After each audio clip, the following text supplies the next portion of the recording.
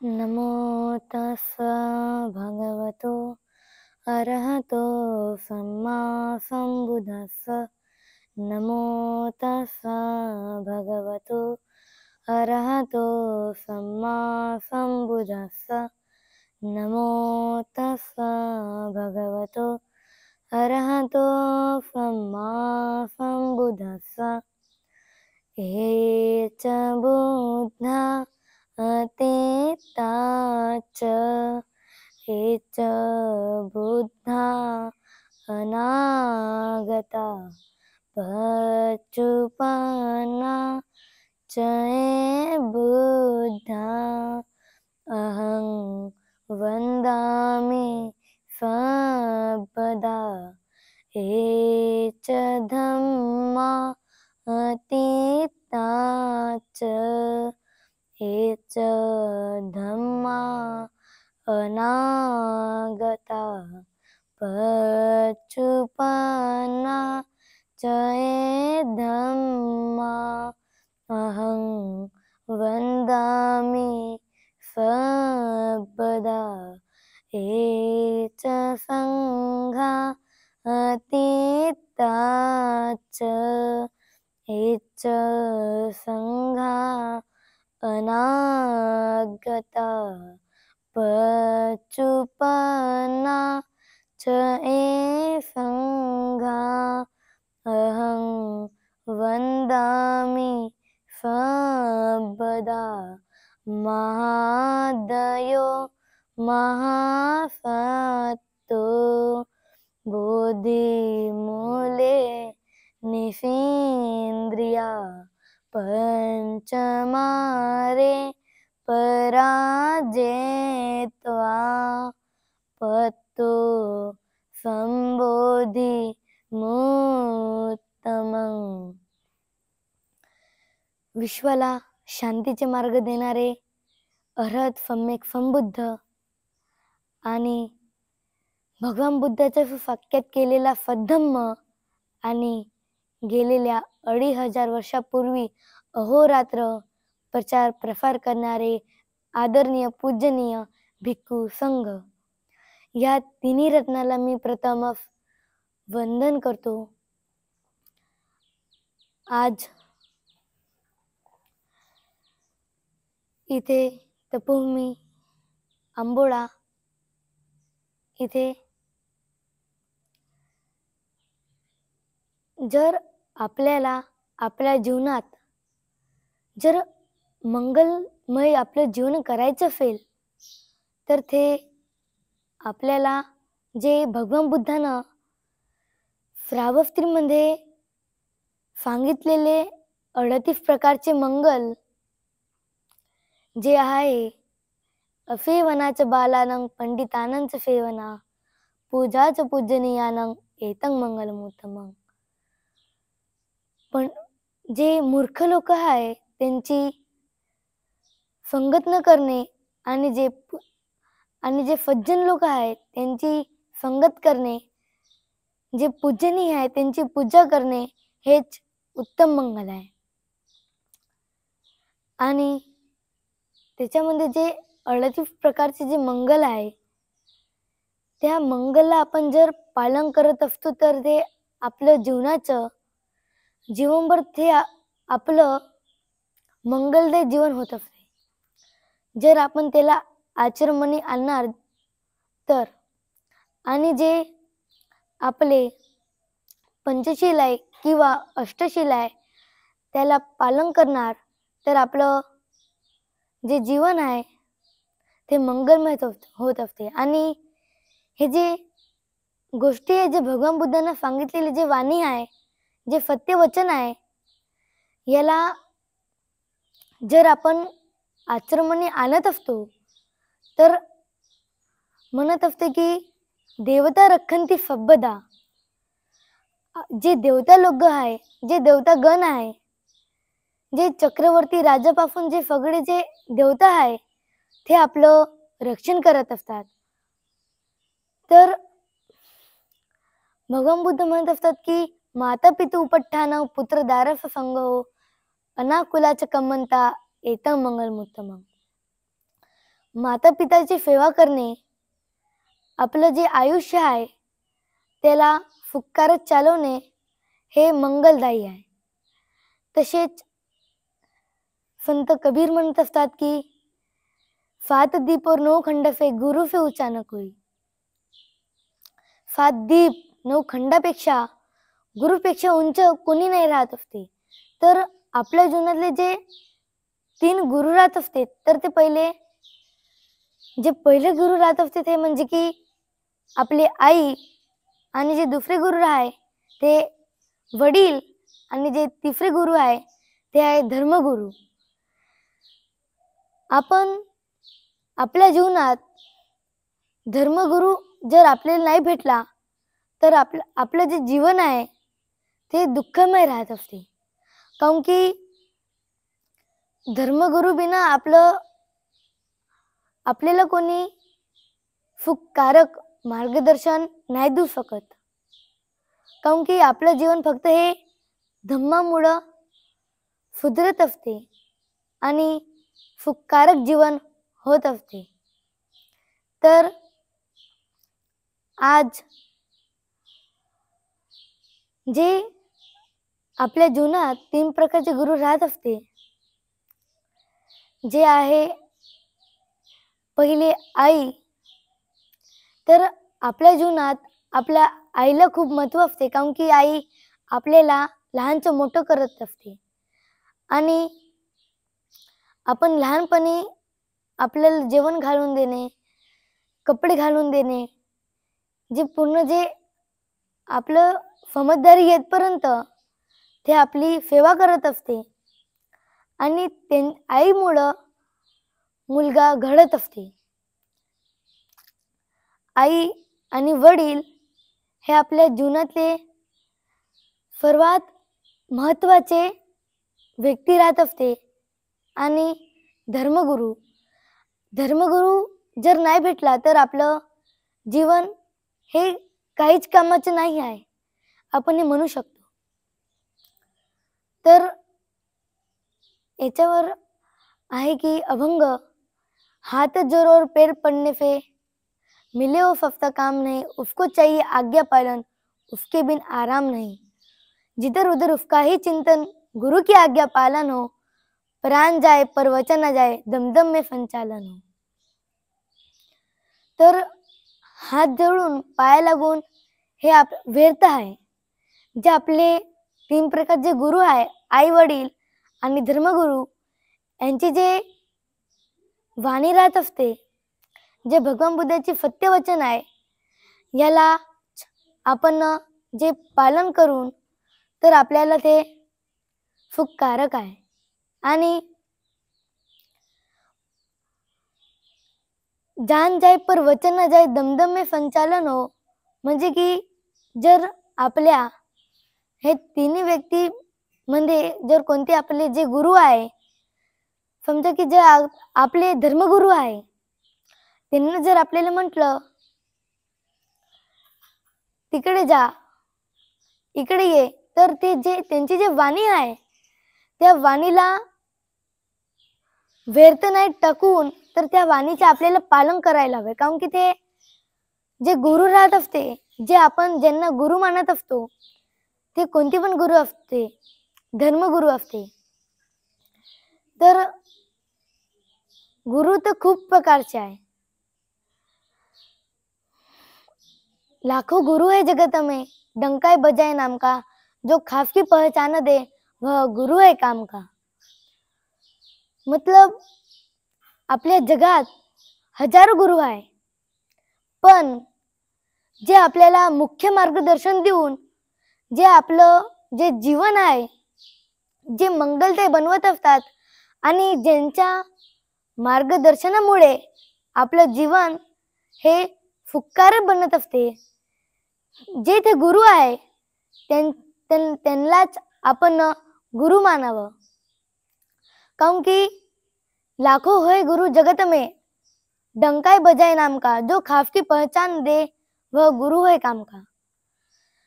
ह्या विश्वात तर लाखो प्रकारचे गुरु आहे, तर जे गुरु पण आपल्याला खासची पहचान देते जे आपल्याला खावचं ज्ञान देते, जे आपल्याला आपलं जे जीवन आहे त्याला सुखकारक बनवते, तेच गुरु आपल्या कामाचे राहत असते.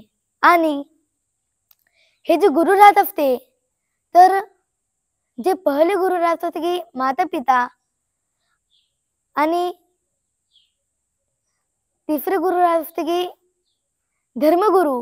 तर ह्या तिन्ही गुरुंचे जे वचन असते आणि जे भगवान बुद्धाची सत्यवाणी आहे, जे भगवंत आहे यांचं जे वाणी आहे, तर यांना जर आपण पालन करत असतो तर जे आपलं जे जीवन आहे ते मंगलदायी ठरत असते.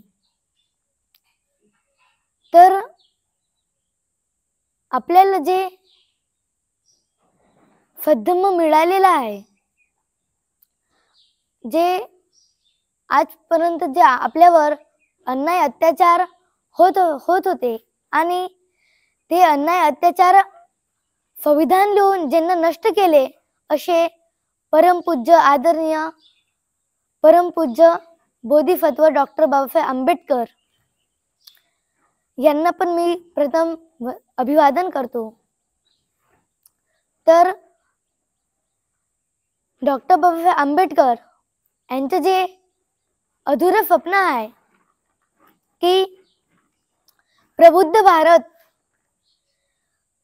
जे अशोक सम्राटांच्या जे काळात जे प्रबुद्ध भारत होतं, पूर्ण भारत हे बुद्धमय होतं, आणि तेच स्वप्न डॉक्टर बाबासाहेब आंबेडकरांचं आहे, जे त्यांचं अधुरं स्वप्न आहे. बुद्धमय भारत, प्रबुद्ध भारत आणि समतामूलक समाज. तर जे महापुरुष आहे यांची जे विचारधारा आहे, यांना जर आपण समजून आणि जर यांचं पण आपण पालन करत असतो, तर यांचं पण जे विचारधारा आहे यांना पण आपल्याला समजून किंवा पालन करून आपल्याला खूप लाभ होत असतो. तर समतामूलक समाज म्हणजे ज्या संघात एका विचाराचे लोक राहत असते, ते म्हणजे समतावादी. तर एका संघात एका विचाराचे लोक राहणे हे खूप दुर्लभ आहे आणि हे खूप कठीण आहे. तर एका संघात हजारो जरी व्यक्ती असल किंवा करोडांना जर व्यक्ती असल, पण ज्या संघात एका विचाराची जर व्यक्ती नाही आहे, निष्ठावान व्यक्ती नाही आहे, तर तो संघ काही कामाचा नाही आहे.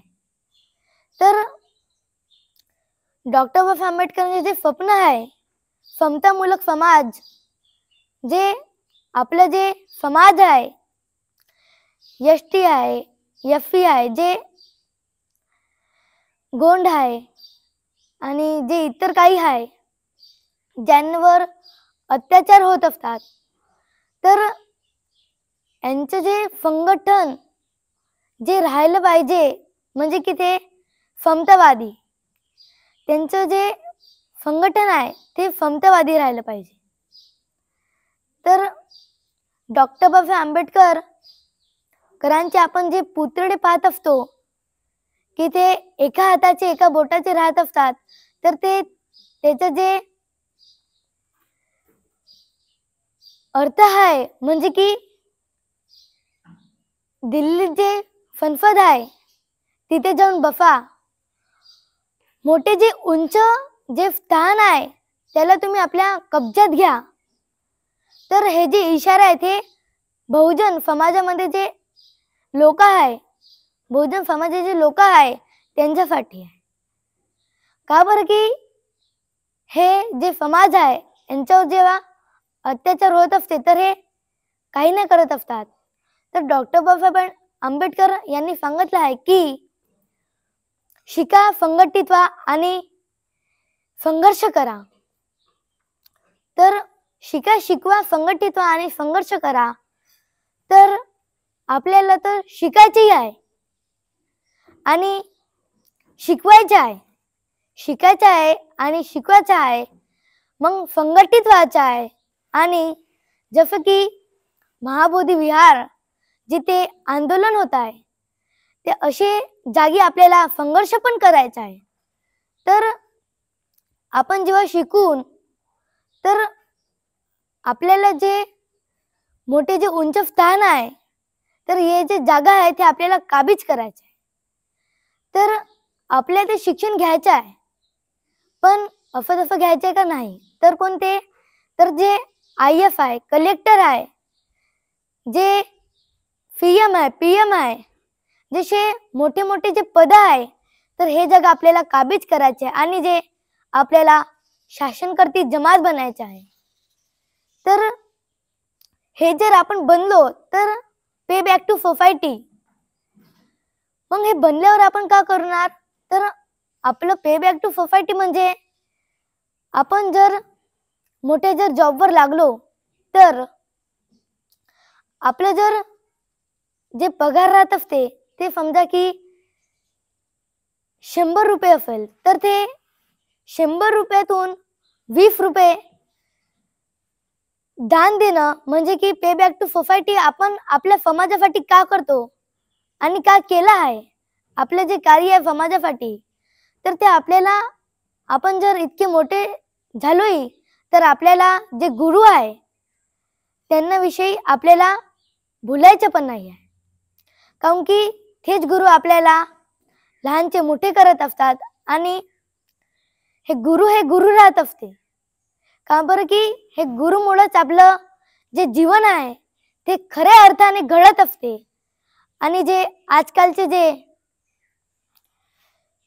मुलं बाळ आहेत ते आपल्या आई बाबांनाच मोठे झाल्यावर किंवा मोठे मोठे जर पदव्या तर त्यांना भेटल्यावर तर ते आपल्या आई बाबाला सोडून टाकते आणि त्यांना आश्रमणी देऊन टाकते. तर आपल्याला आपण जर मोठे व्यक्ती बनत असतो तर आपल्याला कधीच आपल्या आयुष्यात तर आपल्या गुरुला भुलायचं नाही आहे. तर गुरु हे चाहे तर आपल्याला खाली पण पाडू शकते, कारण की त्यांच्या मने तितकं बळ असते. कारण की जे गुरुपायी आपल्याला सुखकारक जे जीवन भेटत असते, तर त्याच गुरुपायी आपल्याला दुःखही भेटत असते. तर आपले जे जीवनात जे गुरुचं महत्व आहे हे अत्यंत आवश्यक आहे आणि यांचे जे वाणी आहे, यांचे जे सत्य वचन आहे ते आपल्याला पालन करायचे आहे. तर आणि जे आपल्या विश्वात भारतात जे मानवतावादी महापुरुष घेऊन गेलेले आहे, जसे की संत नामदेव, संत तुकाराम, संत कबीर, संत रविदास, तर हे जे संत आहे तर यांच्यावर पण आपल्याला अभ्यास करायचा आहे. जे डॉक्टर बाबासाहेब आंबेडकर आहे त्यांचे जे अधुरं स्वप्न आहे तर ते पण आपल्याला पुढे न्यायचे आहे. तर आपण जेव्हा आपल्या शिकून जर मोठे होऊन शासनकर्ती जमात बनत असतो तर आपल्याला ते बनून पण आपल्याला बाबासाहेबांचे जे मिशन आहे, भगवान बुद्धाचे जे मिशन आहे, याला आपल्याला पुढे कसं न्यायचं आहे, तर ते आपल्या समाजात 4 प्रकारचे लोक राहत असते. तर पहिले असते चमचा आंबेडकरवादी, म्हणजे की जो चमचागिरी करत असतो, इकडची गोष्ट तिकडे आणि तिकडची गोष्ट इकडे, म्हणजे की चमचा आंबेडकरवादी. दुसरा असतो पहिला असतो की पुजारी आंबेडकरवादी, जो फक्त पूजा करत असतो. फक्त त्याचं 14 ऑक्टोबर आणि 14 एप्रिल 6 डिसेंबर लागे तर बुद्ध पौर्णिमा ह्या महत्वाच्या दिवशी फक्त तो विहारात येऊन पूजापाठ घेऊन शील घेत असतो, म्हणजे की ते पुजारी आंबेडकरवादी. आणि जे दुसरं आहे बैमान आंबेडकरवादी, जे डॉक्टर बाबासाहेब आंबेडकरांचे मिशन आहे आणि जे भगवान बुद्धाचे मिशन आहे आणि जे संतांचे जे मिशन आहे, महापुरुषांचे जे मिशन आहे, यांना जे बैमान होत असतो, म्हणजे की ते बैमान आंबेडकरवादी. मग तिसरा असतो की ते चमचा आंबेडकरवादी, जे चमचागिरी करत असतो, तर ते चमचा आंबेडकरवादी. चौथं असते मिशनरी आंबेडकरवादी. मिशनरी आंबेडकरवादी म्हणजे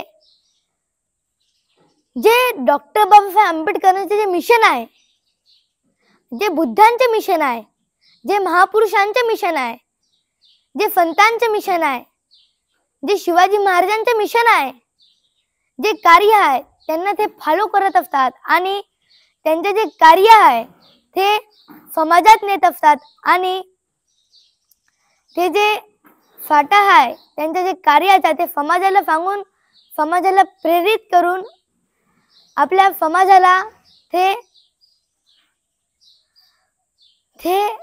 मदत करत असतात. तर ते जे डॉक्टर बाबासाहेब आंबेडकरांचे मिशन आहे यांना जर कोणी पुढं नेत असेल तर ते मिशनरी आंबेडकरवादी. तर जे डॉक्टर बाबासाहेब आंबेडकरांचे मिशन आहे, तर ते आतापर्यंत जे डॉक्टर बाबासाहेब आंबेडकरांचे मिशन आहे ते कांशीरामजी साहेब यांनी चालवलेलं आहे आणि आता जे चालवत आहे सध्या तर मिशनरी आंबेडकरवादी चालवत आहे. तर आपल्याला पण जे आपल्याला तर शासनकर्ती जमात बनायचं आहे, जे उंच स्थान आहे, जे उंच जे पद आहे, त्यांचे जे महत्वाचे जागा आहे ते आपल्याला काबीज करायचे आहे आणि जे आपल्याला मिशनरी आंबेडकरवादी बनून जसं डॉक्टर बाबासाहेब आंबेडकर म्हणत असतात की चळवळीचा हे कार्यकर्ता याच्या आर्थिक दृष्ट्या मजबूत राहायला हवे. तर एक वेळेस डॉक्टर बाबासाहेब आंबेडकर भाषण देत असताना लाखो हजारो लोक असताना ते भाषण देत असतात. तर ते त्या भाषणामध्ये ते इतकं ते त्यांचं प्रेरित भाषण असते की एक जे मुलगा असते 18 वर्षाचा, त्यांचे जे भाषण ऐकून तो म्हणत असते की डॉक्टर बाबासाहेब आंबेडकर, मी तुमचे जे कार्य आहे ते पुढे नेणार.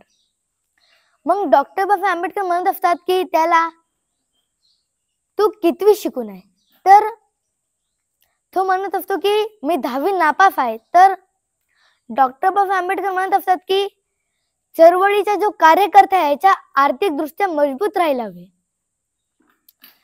तर आपल्याला शासनकर्ती जमात होऊन जे महत्वाचं जगा आहे त्याला काबीज करून आपल्याला मिशनरी आंबेडकरवादी बनायचं आहे.